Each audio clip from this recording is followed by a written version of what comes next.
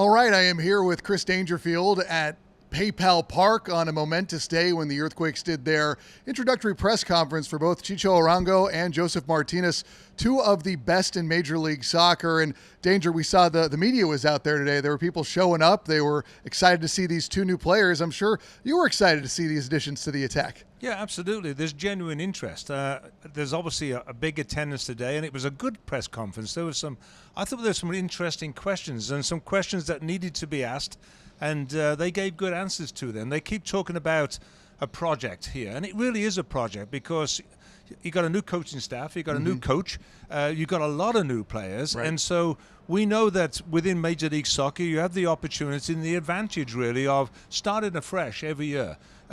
We saw it in 2001 that the Earthquakes had a really poor season. Frank Gallup came in, put a new team on the field, a lot of changes. They win the MLS championship. Now, I'm not guaranteeing that, but at the end of the day, it is a fresh start. And both Josef and also Chicho were very open with the fact that they're excited about the project.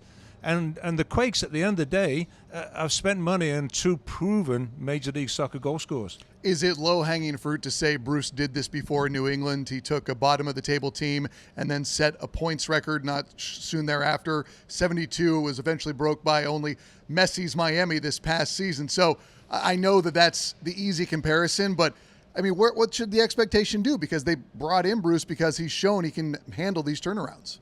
I think the expectations should be high. Of course, the coaching staff and also the players would like to have had maybe a few more months to prepare the team, right, because of the new players and obviously not playing together. But the question was asked to both Josef and also Chicho to say, which one will start? That was a good question. That was. What a good question that was. Which of you is going to start? And the answer straight away was, why not both? Right. So the problem then is, what does Bruce Arena do with the group that he has, and how does he put them on the field, and would the opportunity be there for both of them to start? I think Josef was a little bit more open with the fact that maybe he's not 100% game fit right now, as far as he hasn't been involved in the game for a couple of months. Right.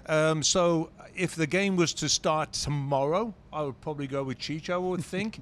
But then you start looking at the formation, and it's great when you're a coach and you've got the opportunity to look at the group of players you have and say, I can go three at the back, I can play wing backs, I can play 4-2-3-1, I can play two up front and go with a 4-4-2 right, of sorts. I mean, there's options there for Bruce Arena. But at the end of the day, what the Quakes have got in both of these players are two proven MLS goal scorers that love to score goals. And they've done it wherever they've been. So let's talk about that formation. There's part of me with the why not both and think that you can have them in a two-striker system, but then you're running a 4-4-2. Who's your left wing? Is it Amal Pellegrino? Is it Benji Kikanovic? Is it Paul Marie? We've seen play at that position at certain points. We know Christian Espinosa is going to be at the right wing. We know Hernan Lopez is going to be at the 10. But does a 4-4-2 maximize what Hernan Lopez can do? And then I also have the question right now of what do you have at your defensive midfields? I mean, when you look at the players on this squad right now, what is the formation that pops into your head? Maybe that's the better question. I think that you look at what's been successful in the league of late, and probably and to get the best out of players that have performed for the Quakes so well over the last few years, especially Christian Espinosa. It would be difficult to ask him to play wing-back position. Right. And, there's a lot of work defensively in that. Not that he wouldn't do it. It's just a lot of miles to be covered. So I think you've got to look at Christian and still call him probably the most experienced and also important player on the team. Right. So we got to get the best out of him. So therefore, I look at a 4-2-3-1. As I said before, I think if he were to play the game tomorrow, it would be Arango that starts up front with Lopez underneath him. The left wing, I think, is an open position. I mean, I wasn't 100% sold on Pellegrino last season. Benji could come back from injury, but there's also time, and we thought we were running out of time as far as getting a number 9, and they've got two of them. So, I mean, there's always a possibility of some more movement going on within the club that will be able to bring in. I think if you were to put Bruce under the cosh right now and say, what do you need? You say, I still need a couple of top players in this squad. What about the back line? Because we're talking about the attack, which now looks very potent, but the issue for the Earthquakes, maybe more than the attack last year, was the defense. They gave up 78 goals. That was a record for most goals conceded in Major League Soccer history, on top of 25 losses, which tied the record for most in a single season. So Oscar Verhoeven, we got to get a little bit of a look at him last year. I really liked what I saw. I know he's naturally right, but he can play that left as well. They acquired Nick Lima in free agency. I'd imagine he would be at the right back. You've also got Dave Romney, who can play at center back and full back. You've got Rodriguez. You've got a Daniel Muni. I know there's the center back they just drafted. How do they fix that back line, and how much emphasis does Bruce have to make to those guys to not get too overzealous and be involved with the attack, because they obviously have a job to do? Yeah, I think that's probably the area that in Bruce's mind right now he needs to make sure he knows what he wants to get out of that back four and who's going to play where.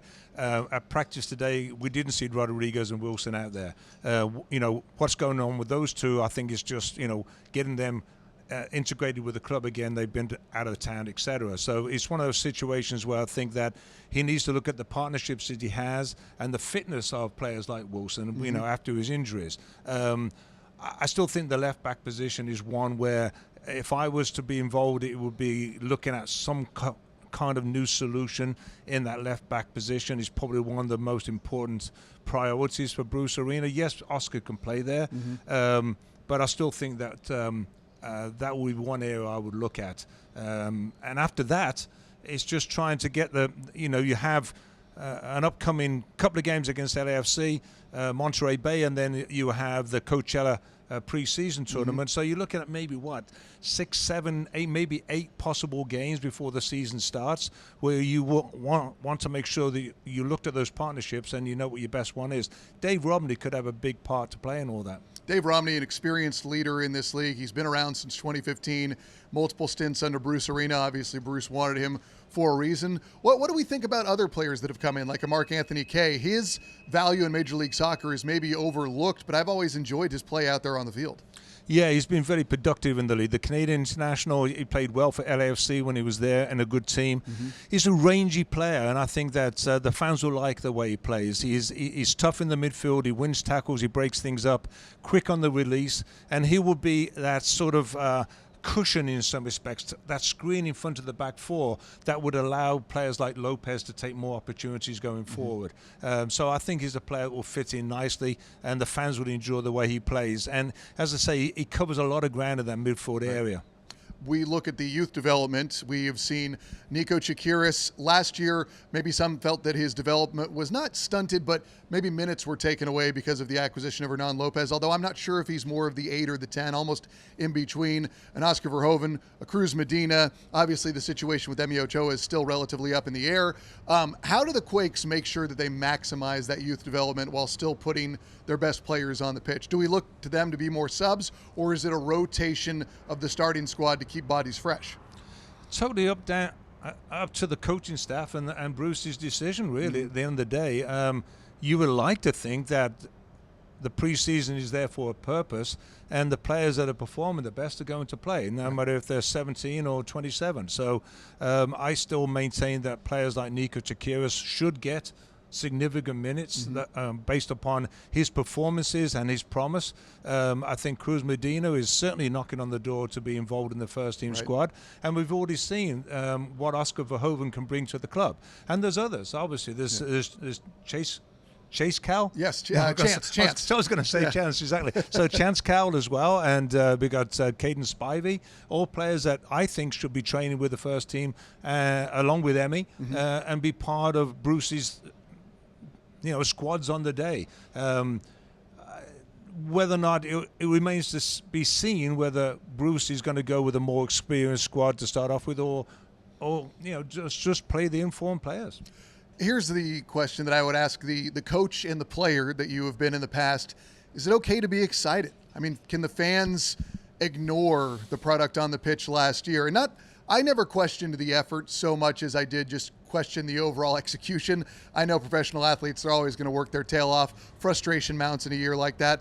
But is it okay for fans to be excited now that there are new names, rotation on the roster, the winningest coach in the history of American soccer. Is it fair to be excited, or should they be skeptical until they see some results?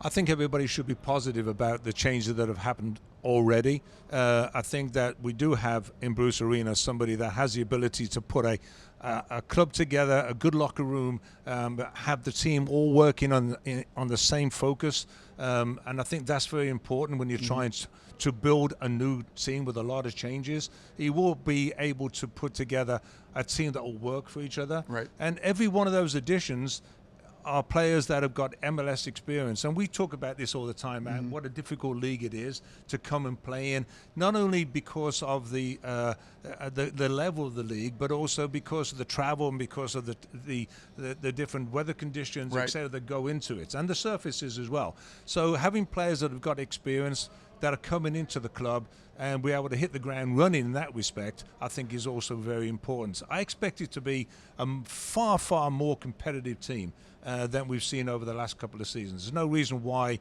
this team can't be, at least initially, thinking playoffs for sure.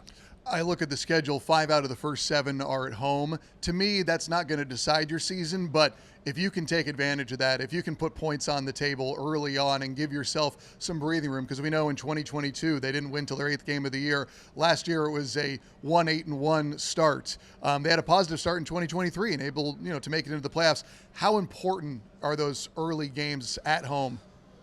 Very important to get the fan base behind the team as well. Point. I think that's the critical aspect of that, showing the fan base that this team that Bruce has put together with the players that have come in are playing for the badge, as they always say, and that they're going to be given 100%, and they're going to see some promise there, that there's goals to be scored. I think Martinez and Arango are very important parts of that. I mean, they are players that wherever they've been, they've scored goals, and they love to operate between the posts and being there for the kind of service that we've seen for 6 seasons with Christian Espinosa. Right. The ability for players to get up and down the left-hand side and balance that out, I think, will be key, that Bruce figures that one out.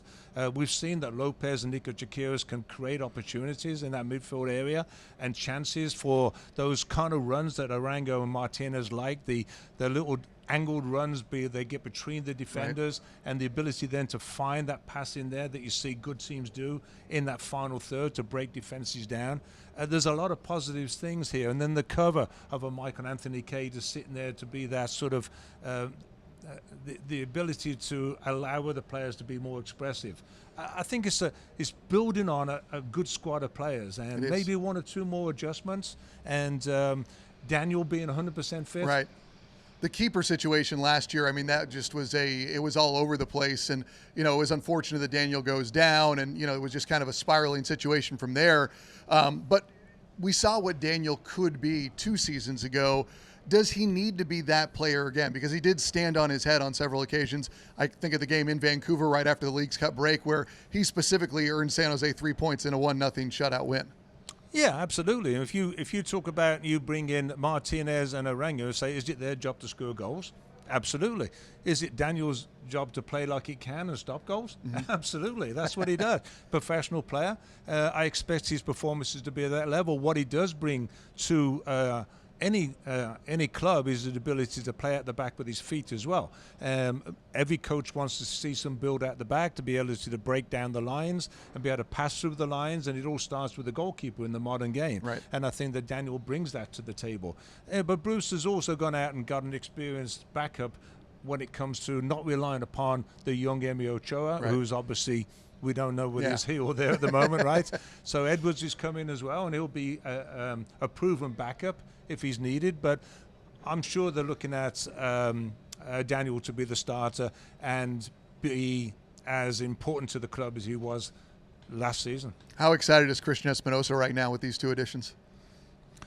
Well, I think he's probably excited about the fact that the club that he's made a strong commitment to, and a big commitment for him and his family, he's shown over the last 5 or 6 seasons, let's be honest, he's a player that could play in a better team than the Quakes have been over the last 4 or 5 years. But he hasn't. He's committed to the club and to living in the area, and now he's got some other players that he feels that he can be able to have some success with for them not only to get goals off of his assists, but maybe help him score more goals as well. And then Hernan Lopez is the final one. We saw the potential of him last year. It was hard to fully judge him in the midst of what was a lost season. How does Bruce Arena maximize his play?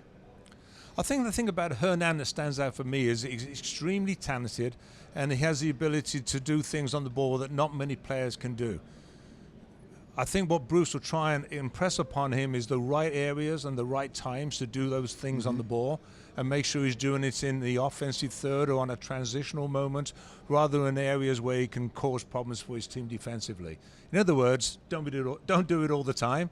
Do it when you need to, and play simple when you need to as well. And that would be my message to Hernan. And I think that he's been told that a couple of times, and I think we'll see a more positive, from a team perspective, ability to fit into the system than maybe we saw at times last year.